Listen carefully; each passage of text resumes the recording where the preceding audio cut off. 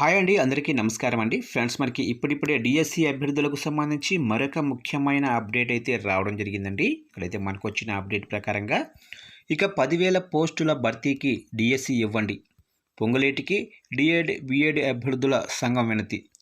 రాష్ట్రంలో 10th notification జారీ చేసి పరీక్షల తేదీలు కూడా వెల్లడించినందున గతంలో ఖాళీగా ఉన్న పదోన్నతుల ద్వారా ఏర్పడిన ఖాళీలు కలిపి 10,000 ఉపాధ్యాయ పోస్టులకు డిఎస్సి జారీ చేయాలని మంగళవారం సచివాలయంలో మంత్రి పొంగులేటి శ్రీనివాసరెడ్డిని విద్యాశాఖ అధికారులను కలిసి రాష్ట్ర డిఎడ్ బిఎడ్ అభ్యర్థుల సంఘం నేతలు వినతి పత్రాలు అందజేశారు.